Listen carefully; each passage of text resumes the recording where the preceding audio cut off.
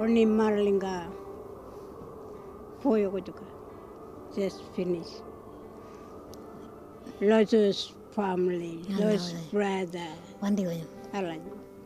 And should be wearing a Marlinga. We have a legacy of real trouble in this country because of those British atomic tests.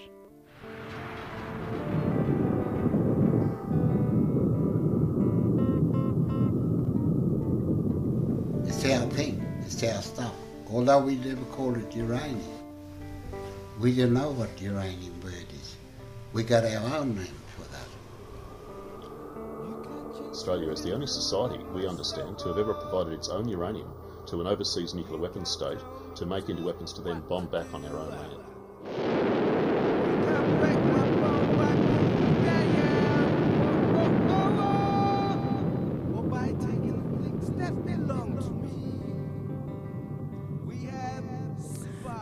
When an atomic bomb explodes, it creates radioactive particles, some of which are heavier than others. The heavier ones fall first. The very light ones might travel around the world several times before they fall to the ground, but they will do one thing: they all fall to the ground.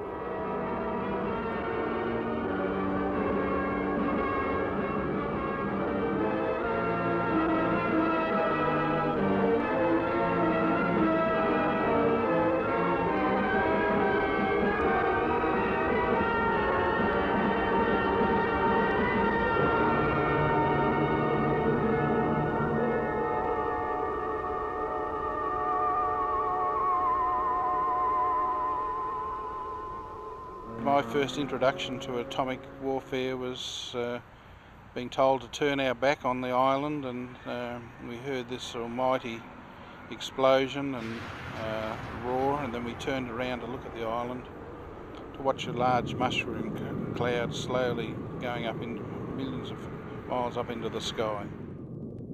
I was 19 at the time. I thought it was marvellous to be a witness to such a thing.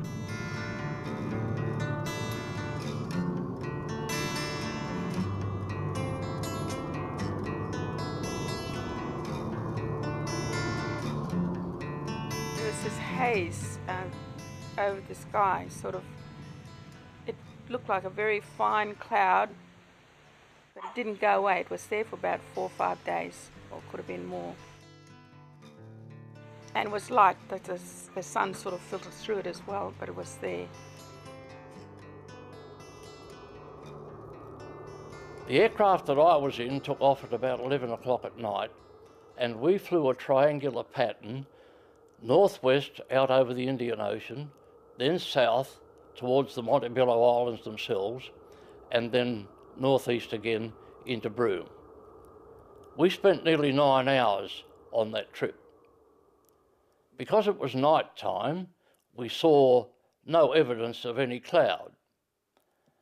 The evidence of the cloud was in the filters that were fixed underneath the wings of the aircraft. We're all bush hunters, fishers. That is our culture. We look forward to doing that.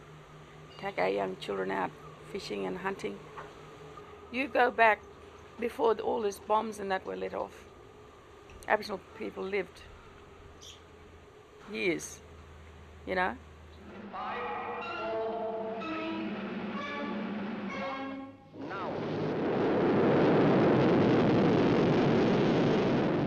Cloud from the Operation Hurricane bomb did in fact traverse the country, because 3 days later aircraft operating out of Townsville picked up the radioactive particles from the explosion.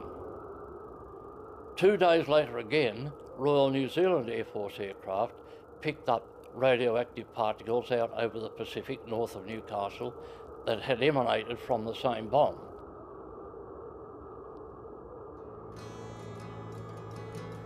We patrolled the island quite regularly for a year, and then in October 1953 I went back to the islands again with a group of British scientists, and we worked on the island for 2 weeks while they collected data up there, and I worked on the island with them.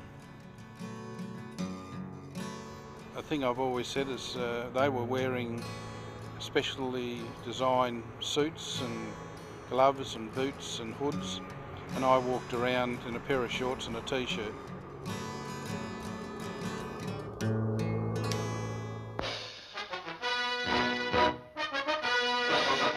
Famous British atom scientist Sir William Penny, at a press conference on his arrival in Australia, is emphatic that there will be no dangerous radiation from forthcoming tests at Maralinga. Stressing the importance of the tests, he says, "Any weapon has to be tested. Doesn't matter whether it's a shell or a bullet, or whether it's a carrier of a weapon like an aeroplane. It must be tested."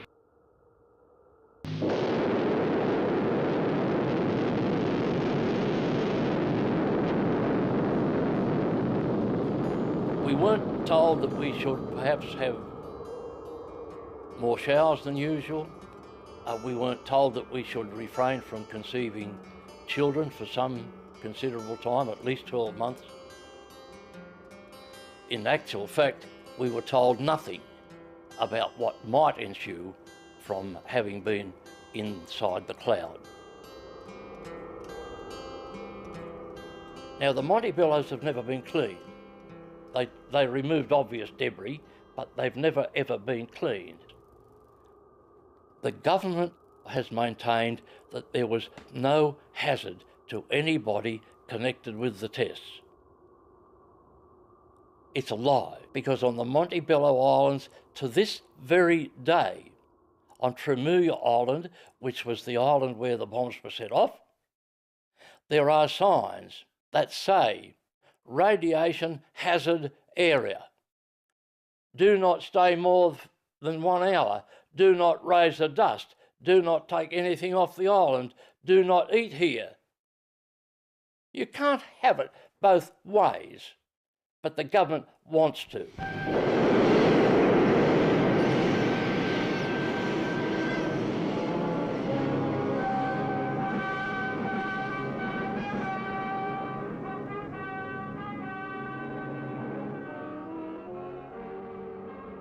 As the years went by, my husband first of all got sick, and there's a lot of the other people before us, and all died of cancer, some sort of cancer. Then my husband in 1962, he went down with cancer, and then 63 it was my turn. The period that when my husband died, there was about 12 people that died, all Aboriginal people, all our age group, from Derby and Broome.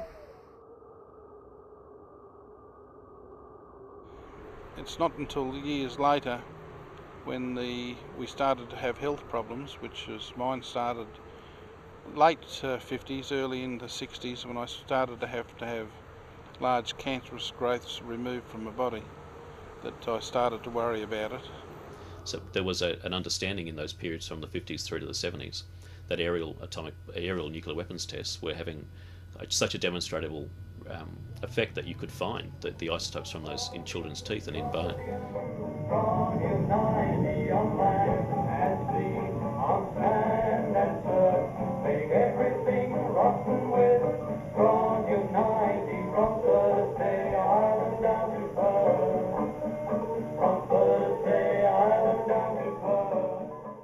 People better understand there is no safe level of exposure to ionising radiation, and while the legal system may set the bar at a certain rate of exposure, that may be illegal, but it's not a safe exposure.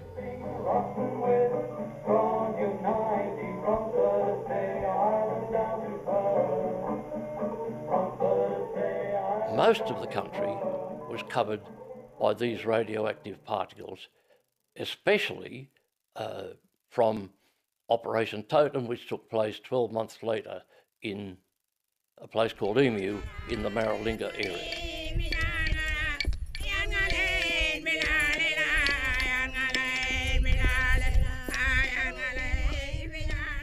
Dad was a young boy growing up through the area, learning the old traditional ways. He did a bit of hunting, he did a bit of gathering, and he lived that old traditional life where he walked around, walked with his old people also.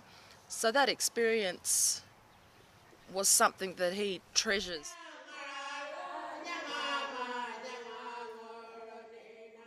This is the main place, Walladina, important place. Ngurari Jajuda for this place. This is back in creation days. Our Yinjiri people, community, living here. This is Ngindaga Wabar. We can tell stories about the Ngindaga. The Ngindaga, the apprentice over Western Australia border.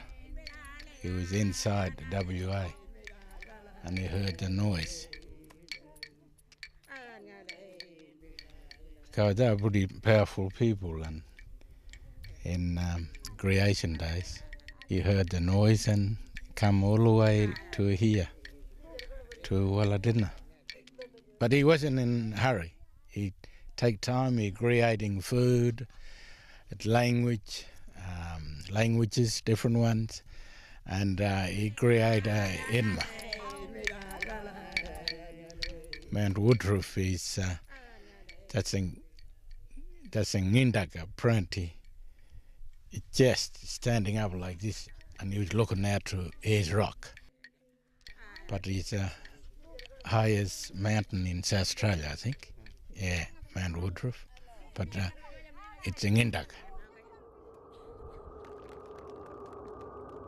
My father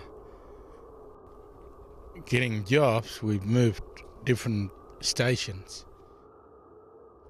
And we move away for a while and then come back here in 1950s, and to Walladina. Maralinga happens south of where Wallatina is, and that's very close to the heart for us, as in the Lester family or, Yami's people. This place, it's still important, but not as important now, because on the 15th of October 1953, they let the bomb off at 7 o'clock that morning. A cloud come across from south, from Emu, right across here. It was a black smoke, shiny, oily looking thing rolling through. The expert reckon that's 60, 70 mile across the smoke went. They create something in return, payback, and they create a cloud. Ngapati in return, a payback, finishing.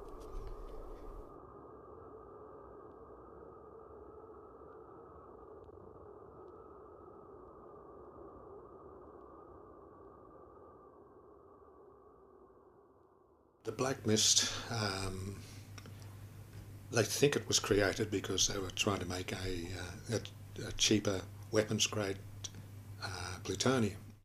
There's 20 times as much uranium in a bomb as there is plutonium. It all gets vaporised, oxidised, and comes out as an aerosol.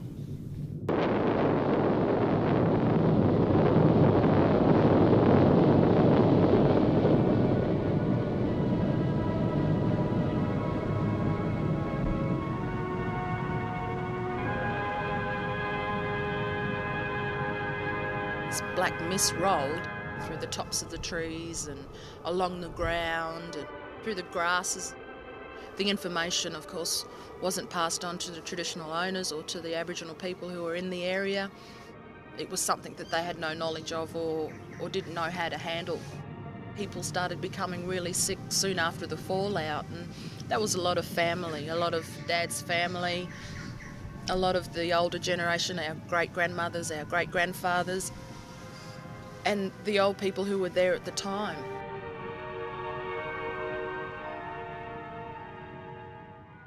It was a hard time for Dad, and it's not an easy thing for him to talk about, same as his older generation also, our grandmothers and grandfathers. It's something that they often say it should finish from Maralinga. This continuing of uranium and playing around with, dangerous things is something that puts a lot of fear into the old people, but also into me, being the next generation. So it's a scary thing.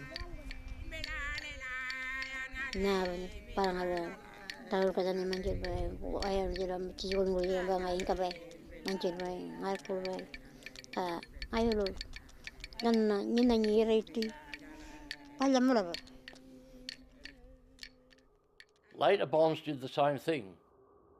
The government's own book, A History of British Atomic Tests in Australia, admits that in some of the fallout in New South Wales, hotspots were created at Lismore and Dubbo. Now, hotspots are where excessive radioactive particle fallout is experienced, which meant, of course, that if you were up in that part of the world, you were in very great danger by inhaling or ingesting these particles of getting cancer.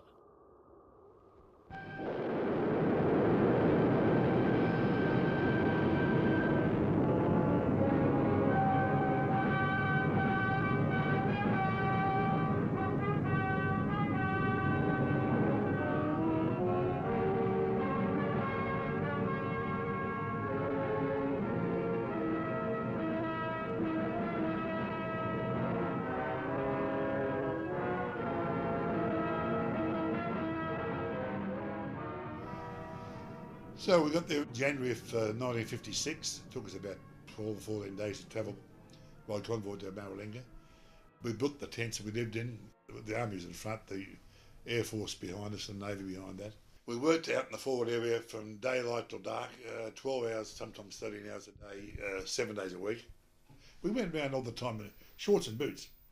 And there were certain areas you couldn't go to. You had to go through and get dressed up in this white outfit and go forward, and do the job, then come back and you get showered and they'd take the radiation reading. But the parts where we were working in, doing the fencing, was all no more than 150 hours away from an atomic bomb, which had went off 4 months earlier.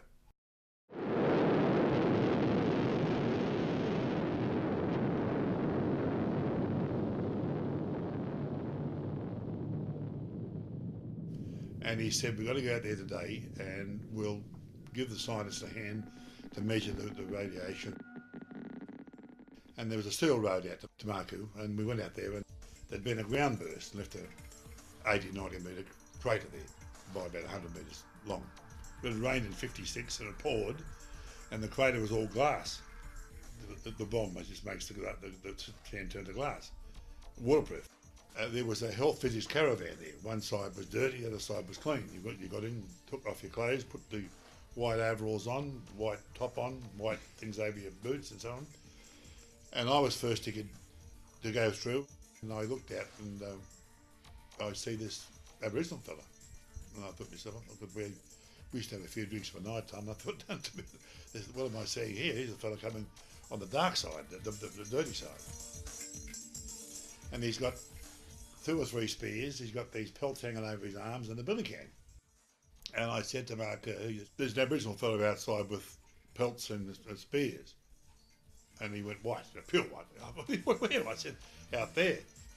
Oh my God, he said. Anyway, he drove away, so next thing you know, he brought back 4. He brought back this Charlie Malpudgy, we now know him, his wife, Edie, and a boy and a girl. Charlie was telling them that they'd used the water and it didn't taste too good. The reason why he was here, seeing us, was to try and find some nice water, fresh water. But by the same token, the British have put millions of pounds into this scheme, and we don't want anyone outside knowing about this. Everyone here has signed the Secrets Act, and that in itself gives you 30 years jail, or the firing squad, if you break it. And so that's how they got away with it.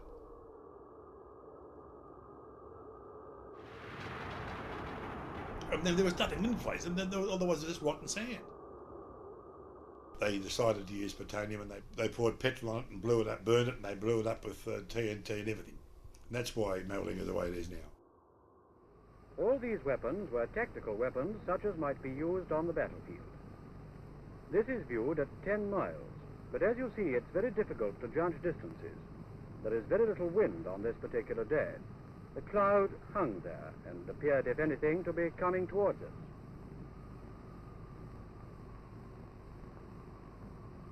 "20 minutes later, the cloud has spread right out. Notice the fallout that appears to be coming down like rain. It hung there in front of us.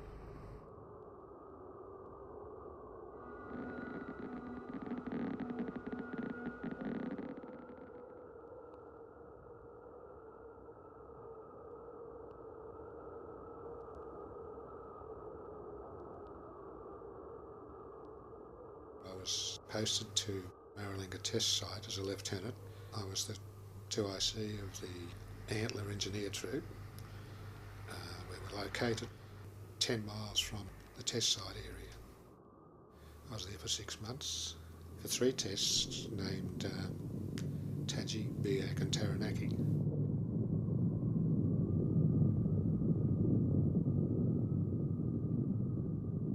Immediately after the first test, we were asked to report to the range facilities.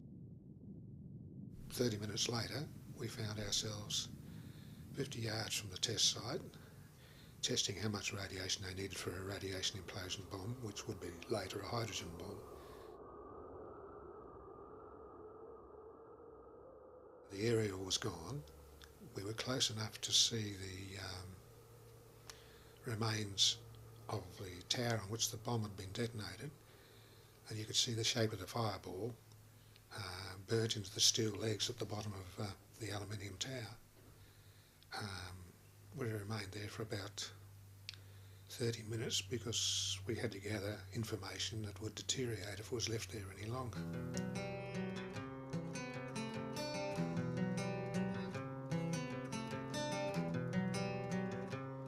The fission products die down very quickly. It's the alpha producing ones that take a long time to decay. They're in the thousands of years half-life. Not very dangerous when they're outside the body, but once they're in the body, they usually go to places like the bone marrow and interfere with your autoimmune system. And that's where you get all sorts of funny things, other than cancer from them.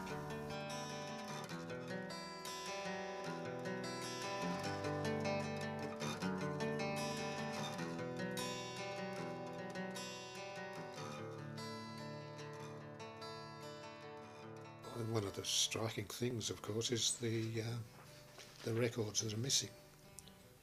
The 2 engineer troops at Buffalo and Antler, we know they all had their radiation doses recorded, but there's no record of them in the official records anymore, so they must have been removed. There are hospital records missing. The Maralinga hospital records have disappeared and nobody wants to say where they are. The only person who's got any record of being in Maralinga Hospital is me. The only person, and the only reason why I got it was to stop paying me. To stop them from paying me. But anyone else that tried to get records after when the Royal Commission was on, couldn't. They were no such things, they were gone. Nobody knows that was 1978. My records turned up. Any chance of winning a case we lost when we lost the Maralinga files. The Maralinga files went missing in 1978 and have never been seen since. Somebody must know where they are. John Howard was in Parliament. He was the Treasurer at the time. Malcolm Fraser, I wrote to Malcolm Fraser, he was the Prime Minister when they disappeared. Somebody must know why 12,000, or as it turns out 15,000 files on sick people, or people who were going to be sick, disappeared off the face of the earth. The government insists that there was no hazard. And indeed, 50 years later, I have a letter from the present Prime Minister, Mr. John Howard, who claims that there was no hazard to either the servicemen concerned or to the people of this country. Now, I'm very sorry, but you don't have to be an intellectual genius to work out that if The aircrew men at Operation Totem in 1953 had their aircrew clothing taken from them, they had their boots taken from them, navigation gear was taken from them and buried in a grave on the Woomera airfield. If they later on cut up 4 of the Lincoln bomber aircraft because they were so badly contaminated that they could not be cleaned, then there must have been something wrong. 53 onwards, they used beryllium. Well, they said it was harmless, I mean, the Royal Commission, but now it would appear now that it's very far from being. It's very, very deadly. When you're talking about plutonium, you're talking about a half-life of 24,000 years. In other words, in 24,000 years, it'll be half as dangerous as what it is now. This stuff won't be. If it's dangerous then, it'll be dangerous in 5,000, 10,000 years' time. You can't get rid of it.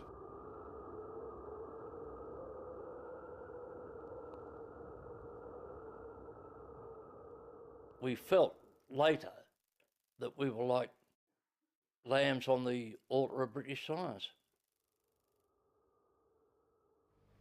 During the testing at Maralinga, the clouds of radioactive dust sucked up by the explosions were carefully tracked until they drifted out to sea. The clouds from successive explosions passed over much of the continent to the north, the east and the southeast of Maralinga.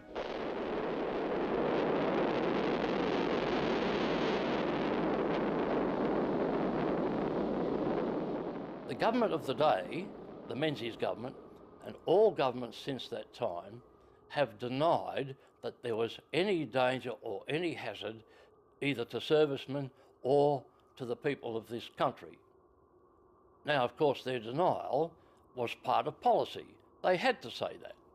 But what we have since found out, of course, is that there was indeed a very great danger to the servicemen concerned who were given no proper protection and to the people of this country generally because of radioactive fallout. Could you imagine if the British government had tried what they did at Maralinga in remote counties of Scotland or Wales? You know, it'd be the end of civilization. What happened was shameful. It would not, I mean, could not have occurred elsewhere. Essentially, Aboriginal people were denied their rights with devastating consequences. They blew the place up until there was no more room to blow up, and then said bye-bye, we're going.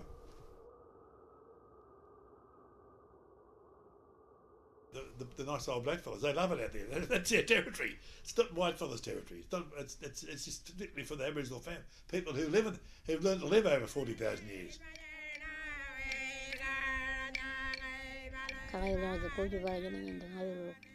Colony na konda pambarano orbangan na kuji bangan na wangka ya kana ba everything we are no kana ba wale do we are no kana na kuji gina ka kana ba wacha chilbu do pamba do we are kailo nina ba nangka ngurang kang holela au mangka ngai ana am gila ya ngai pushing ni bai karanga bai kari bai pushing.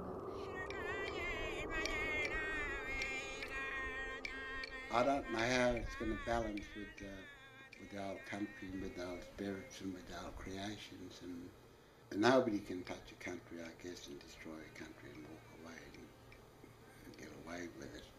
It's a big concern for me, not only me but other people. We talk about it all the time. What was acceptable in the 50s and 60s is not acceptable now, and what's acceptable now might not be acceptable 10,000 years from now.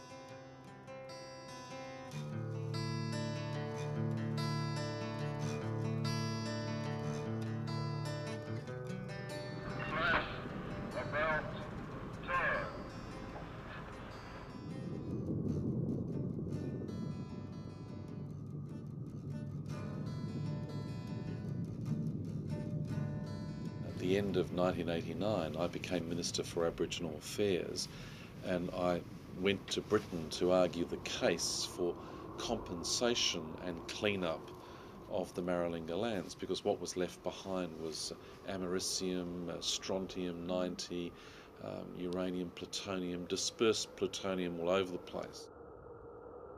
I have real doubts about the success of the clean-up. All they did was put pile dirt all over the radioactive material. Number one, palang lo wearing balware different urania everywhere. Poison.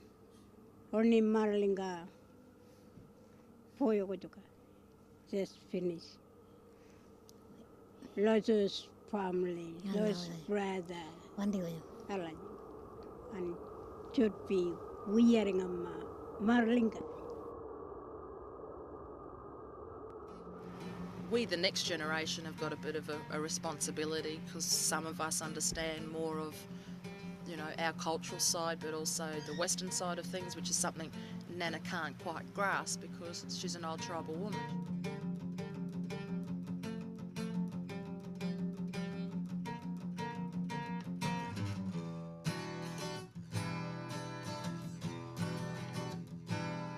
They stole that land from Kukuthamo, and the Australian government's done rocket testing. They've had Narunga there.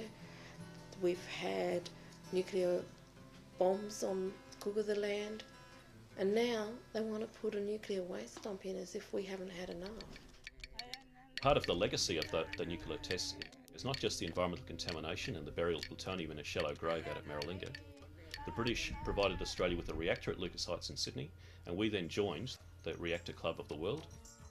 But it's waste from that reactor that's now intended to be dumped in North South Australia, the first national nuclear waste dump. But even the reactor itself is intended to be decommissioned, dismantled and trucked across unwilling communities right across Australia. We've passed legislation as a parliament opposing a nuclear waste dump in South Australia.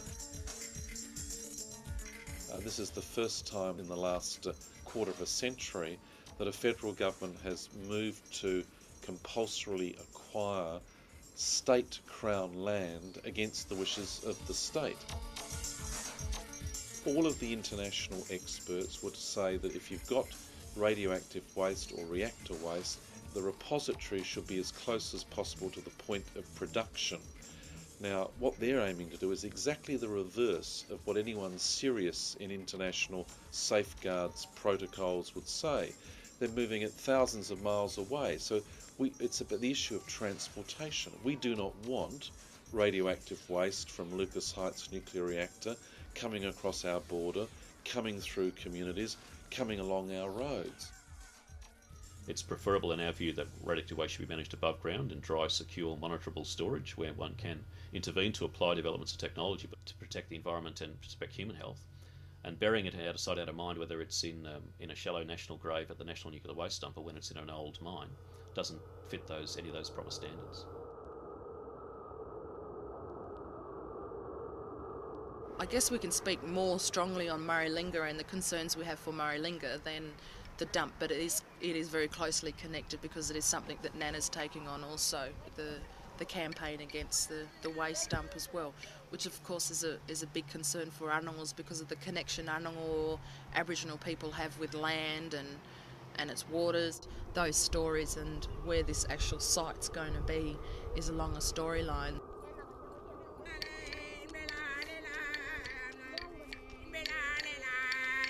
This is Kukutha country. It's important in Kukutha ceremony or in religious life. The whole landscape is a cultural one. That is, it was set down during the dreaming, and what's left behind is evidence that our ancestral beings created the landscape. We hold the law for this area in the stories and the songs. Follow the creek along. This is our main highway, and it's no coincidence that this is our highway. It's been here for hundreds of thousands of years. Down the road here we've got a living area. We've got good timber, sand. That's where people camp. One of the things that's been evident to Indigenous people in this area is that we don't believe what the government says at all. Their past record is not a good one. What they've done to us at Maralinga, continue doing that at Roxby, and now they want to force this nuclear waste dump down our throats. We don't want it. We've told them time and time again. We don't want it. Pastoral Community doesn't want it. People in South Australia don't want it. It's time they listen to people.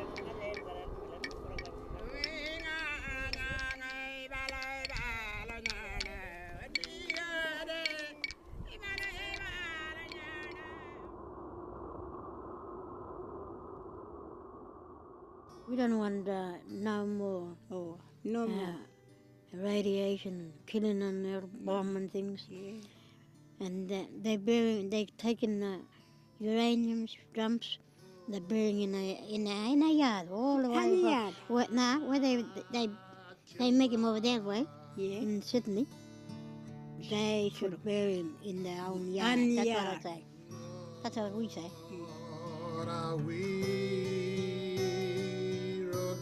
It's not just a technology issue, it's not just an environment issue. It's a threat to the community's right to decide their own future. They are willing to corrupt a lot of values in society by imposing reactor risk and waste production. They refuse to accept the long-term legacy of either health impacts or of risks from the nuclear waste that result from that reactor production.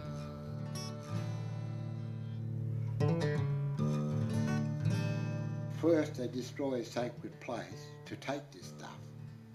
Then now they're going to have to destroy another sacred place or pollute this poison this another sacred place to put this stuff back in. I don't know what we're going to do with it. It's more deadly now that which they've used it. It's called into a waste sort of, they call it waste now.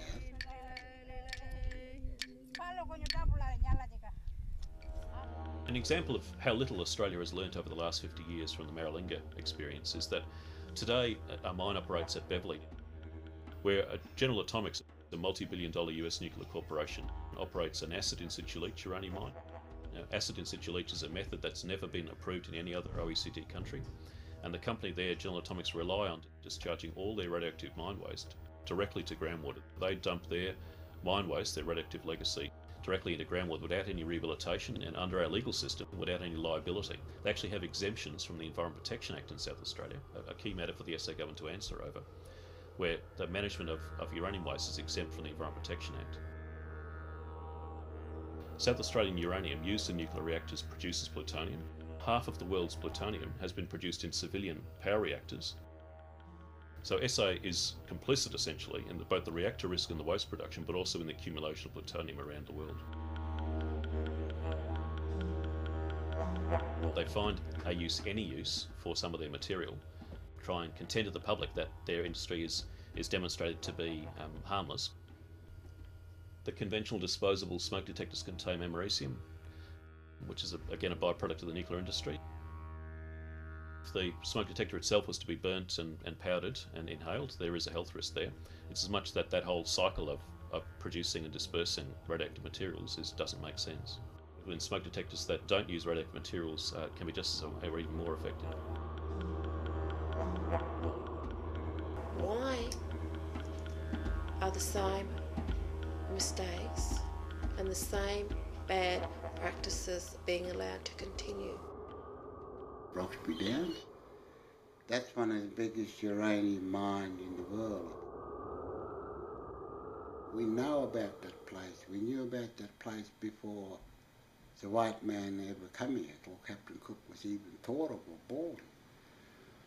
So we're saying that uranium is sacred. It's part of that land, it's part of the Dreamtime. Big concern about that place because that dream in there, it belongs to us too. It belongs to all the people. We suffer there because of the amount of water that they take from the Lake Eyre Basin. They're just pumping something like more than 50 million litres per day. Now this is good, clean, sacred water. There must be roughly 50 million litres coming out in the tailings dam. Now that's a lot of water per day. That affects all the mountain springs, the soaks what we had. we can't find water in those places anymore. They've been doing that now for some years, so there must be a hell of a lot of poisoned water there. The Kungatuta, senior Aboriginal women in North South Australia, they see it as the imposition of poisoned ground on their traditional lands, and they're fighting for their culture, for their country, for the viability of what they see as positive in their society. And it's really for all Australians to be mature enough to back our own traditional owners in that fight. Yan gonjara vijanjara landanga. Ngalo ya. Ngora konyo kuju hai. Ngora hana moya konyo ngora ola Australia. Oh. Ngora konyo sasa tuanya ngora katu. Ola Australia ngora kola ni. Danger. Danger. Nyabanya. Ala. Australia, with some of the best sunshine in the world, it's very hard to get a research grant to develop solar energy. But our government claim that they have freely to have $500 million or so to put an unnecessary hazardous reactor in Sydney. They really do have the wrong set of answers to the current set of problems. There are alternatives to the production of medical isotopes through cyclotrons or through importing, which is the standard method for the key isotope technetium-99. Our government claims that we have to have a reactor in Sydney to have proper availability of this key medical isotope, and it's simply not true. Nuclear weapons programs have often started in so-called civilian nuclear programs. It really is not a great deal of difference between the two arms of the industry, the civilian and the military. The proliferation of nuclear weapons is one thing, but actually it's the proliferation of nuclear technology and materials that is putting so many more countries at risk. Wasn't Chernobyl evidence enough of the issues and the damage?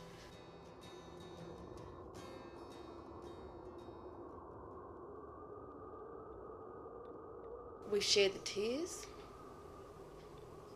and the acceptance that our lives as individuals can be so overwhelmingly affected, and you don't even have to be there under a nuclear bomb, but it's pretty awful when you are under a nuclear bomb.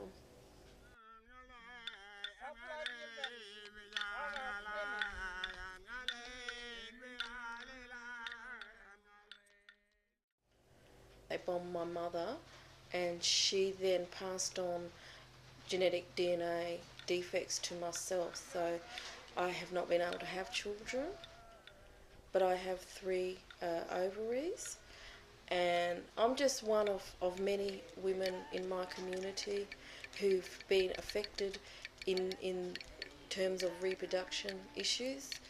Traditionally, culturally, we wouldn't have talked about it, but this is stuff that you just can't not talk about. Wanka niki atu yaninda, wanka niki ori alai, uragana, wadu mutu, kari uka ponda ponda paka anda uka, malja kari uka ngorkanda uka, aranjaras nutu, malja kari ngorkanda aranjaras. What I'm saying is, I'm talking my language. I'm talking this old language from Dreamtime. It's like our country too. It's old. And these people digging it up, breaking it, and they don't know us, they don't know the country. They don't know what they're doing.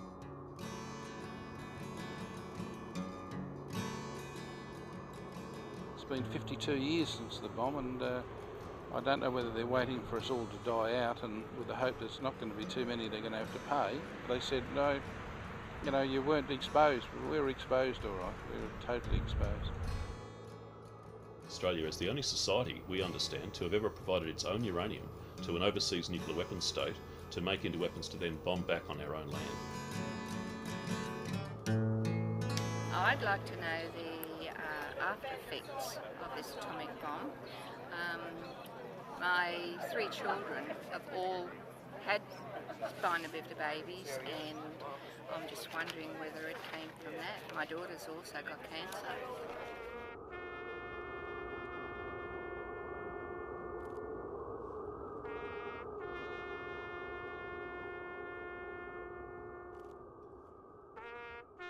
All of a sudden, you know, you'd march on Anzac Day. Have you seen Tommy, or I don't know what his name was yet? Oh no, he passed away last year. What, from cancer? And then you started to think to yourself, for God's sake, there's no one here has dropped dead from a heart attack. They're all dying of cancer.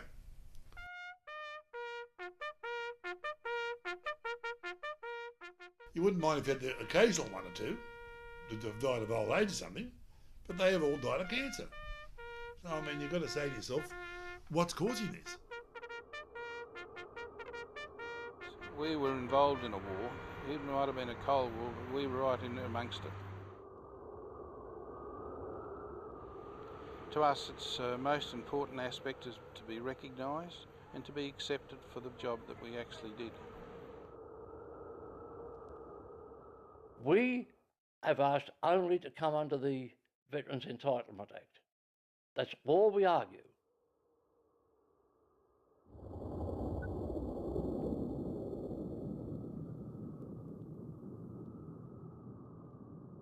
We say no more uranium mining, no more testing, and we certainly don't want everybody else's waste products brought here.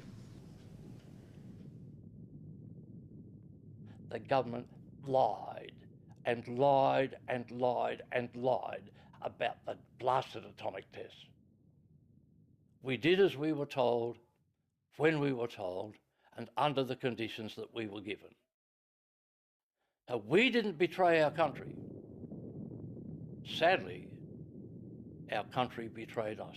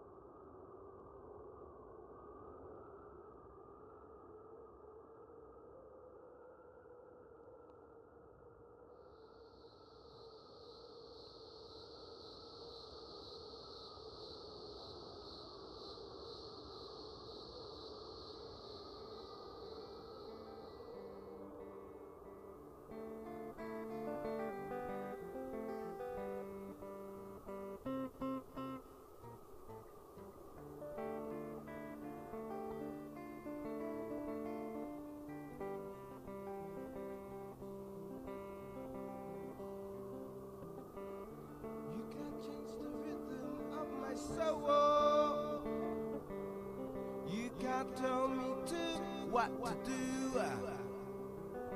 You can't break my bone by putting me down.